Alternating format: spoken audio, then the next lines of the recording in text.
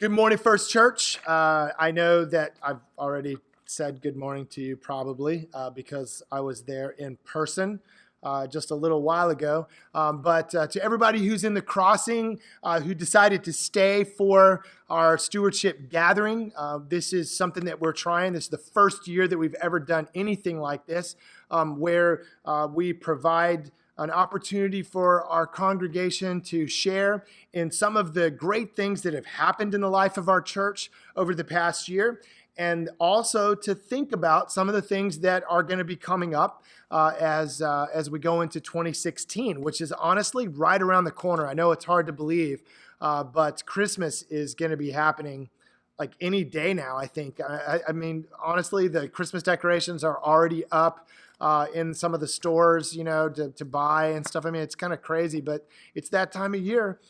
And we're so excited about what God has done in 2015. And so we wanted to share that with you guys. Everybody should have one of these today. These are our giving reports for 2015. Now, the very front cover of the book gives us an indication of what we're going to be doing this year in terms of our stewardship program. Our stewardship program this year is focused on the idea of fearlessness. Now, last year, I really felt as the pastor of the church that God was laying on my heart that the word for our church was strengthen. Strengthen. That we needed to strengthen our church, our congregation, in a variety of ways. And so some of that would come through a physical sort of manifestation of strengthening, which means that we did some renovations. We changed some of the things that were wrong and needed to be changed and needed fixing and needed tending in our physical plant, our campus. And so we needed to be strengthened in terms of our physical capabilities, our ability to serve our community with our campus and our buildings and our facilities. And so that was one of the ways that we wanted to show strengthening as we felt God was leading us in that direction. The other way was to expand a lot of our ministries that honestly were really blessing our community and find new ways to expand those and to reach out to even more people as a result of the burdens that were laid on our hearts to strengthen our ministry, to strengthen our mission out in our community.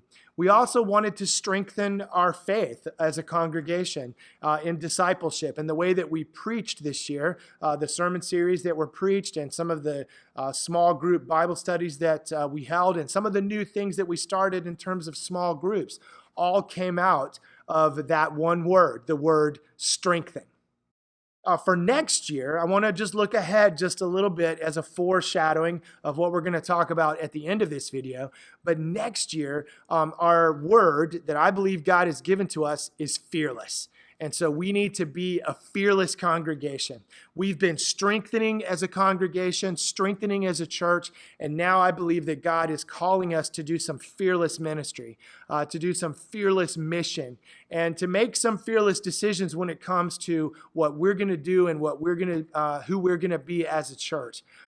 And all of this has been possible because of your generosity, because of what you gave generously this year, and because of the great generosity of people who decided that they wanted to leave a legacy behind, that when they passed away, they wanted our church to be blessed by their estate.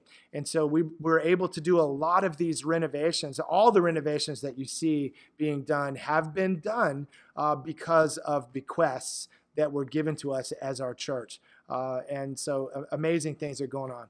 We're going to take a really quick, just very quickly, I'm going to take you guys over to the library area so that you can see some of the renovations that are taking place there. And then we can talk just a little bit more about what's happened, and then also spend a few minutes talking about what is coming next in the coming year. Well, here I am inside of the brand new library. This was an area that has always been known as the parlor. Some of you may have been in this space. It's in our historic sanctuary building. And so it's our turn, I think, to be the stewards of this historic space and to find ways really to make it more usable and more relevant, and to kind of reflect the way that our church has really transformed over the past several years. And so this space, which used to be a parlor, and that's exactly what it was back in the old days, this was a ladies' parlor where they would have tea and so forth. And now all of our library is going to be moving into this space. And just so you can kind of get an idea, behind me, these are all the bookshelves that came from the other library space that we used to have. And so all this is going to go in here, and it's going to create a wonderful space, a wonderful place for people to gather, to get books, to read, to reflect and relax, and maybe even have a cup of coffee and listen to the sermon in the other room. Other renovations that have happened this year, honestly, a lot of it happened in our children's wing. If you haven't had a chance to go check out our children's wing, I would encourage you to do that. Julie Groom and Shannon Walter and all of our children's ministry team that helped with that renovation, that took place over the summer. And was completed, and we're sort of, I think, in phase one of that. There's a lot of great things that happened in terms of all of the strengthening of our physical plant. Some of the things I think that you'll find inside your book also reflect the way that we've been strengthened in terms of our spirituality, in terms of our mission and our ministry. Our Buddy Break program expanded this year.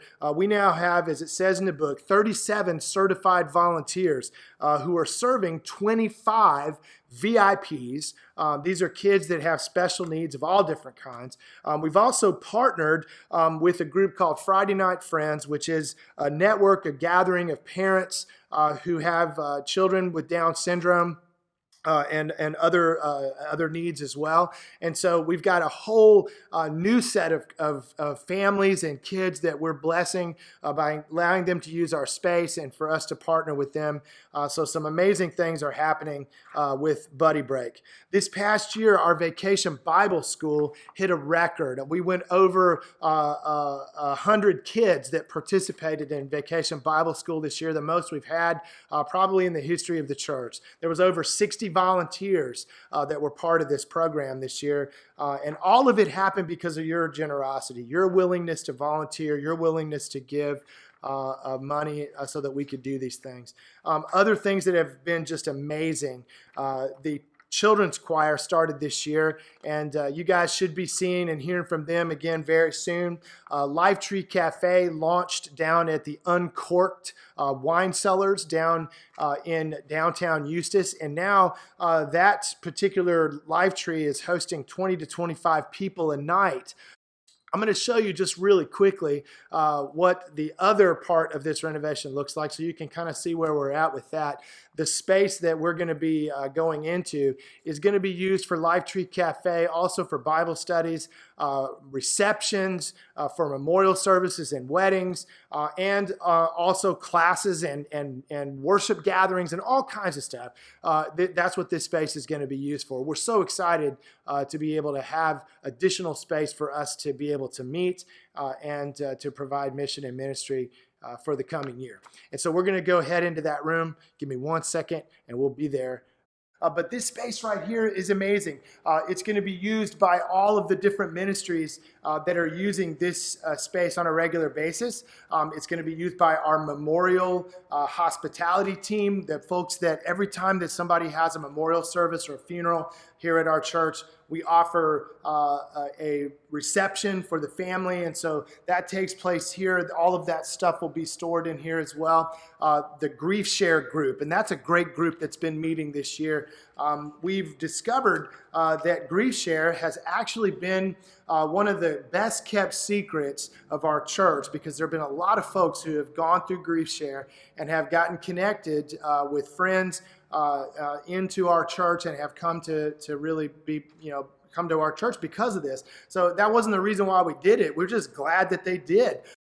And so the Grief Share will be storing some of their stuff in here. Life Tree Cafe, of course, meets in this space. And I'm just going to give you a little bit of a heads up about one of our great programs that we're so excited for that's going to be launching in the future. It's going to be launching in October. Teen MOPS is going to be our new program. For those of you who are familiar with MOPS, Mothers of Preschoolers, we have the most vibrant and most active MOPS group of anywhere in Lake County. The Golden Triangle MOPS group, Mothers of Preschoolers, there's over 80 moms that are part of this, scores of kids, and many volunteers from our church come to these MOPS meetings on the first and third Wednesdays of every week, of every month. And they volunteer and are involved in this ministry to moms of little kids and also by extension to their families. And so a lot of folks in our church have been blessed by this and our community as well. Well, Vanessa Durias, one of our moms that is part of our leadership team, an amazing young woman, she is starting a brand new group called Teen MOPS. And this is a group for mothers of preschoolers who also happen to be teens. And so maybe some of them, they got pregnant when they were in high school. They're struggling a little bit perhaps, or they need support. And so Teen MOPS is going to be that support group for our community. For anybody who's a teen mom, they're going to know that there's a group of people here that support them and are going to be here to help guide them through these challenging times in their life. So that's an exciting thing that's going to be happening in the next month or so, and we're looking forward to what God's going to do in 2016 with Teen MOPS. One of the things I want to share with you guys before we leave is some of the vision that we have for the future. And some of that is hinted here in your bulletin or in your giving report. We hint a little bit at it as we talk about what it means to be fearless. This past year in 2015, we purchased some property right across the street from us. We bought a little house and of course the property that goes along with that. We are going to be going through the permitting process for the city of Eustis so that we can begin to do some ministry out of that house. So our clothes closet, that's what we're hoping is our clothes closet is going to be moving into that space. It's also going to have an office that probably will be the office of the brand new associate pastor. And that's also been part of our plan this year as we look forward to the coming year, is to call an associate pastor, somebody who's ordained or ordainable, somebody who may be ready to be ordained in the Presbyterian Church, to be a hands-on leader for our young adult ministry and also to oversee and lead aspects of our youth ministry and be able to preach once in a while and be part of the preaching team with me and to do visitation and some of the other things, to basically learn what it means to be a pastor and to do that in a great setting, which is our church. And it's been a long time since our church has had an associate pastor. I think it's been 25, 30 years or more since we had one. Maybe not quite that long, but it's been quite a while. And so we're looking forward to that. We're looking forward to where God is leading us in that. Our associate pastor nominating committee has been hard at work getting the information ready so that we can begin receiving applicants, which we should within the next couple of months.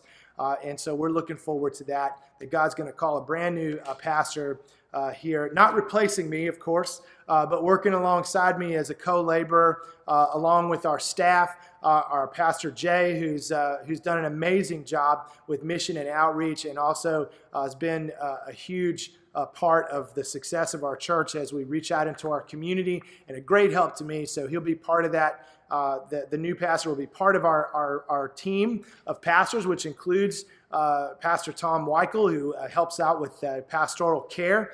And so we're blessed as a congregation to have so many great leaders, so many great staff members. I can't even begin to thank all of the staff that are involved in all the great things in our church. We're going to be giving you some information in the coming months about what it means to give to our church, what it means to dedicate regular offerings, to pledge ahead of time what it is that you think you would like to see as your offering for the year. We're not going to be handing that stuff out today. You're going to be receiving it shortly.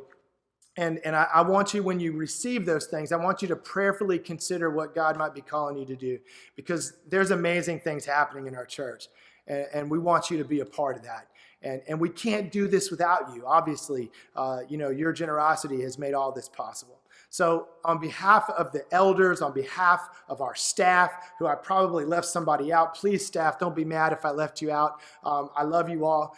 But on behalf of all those folks, we are so grateful for you. We're blessed to serve you. It is an honor to be your pastor, and I can't wait to see what God's going to do in the future.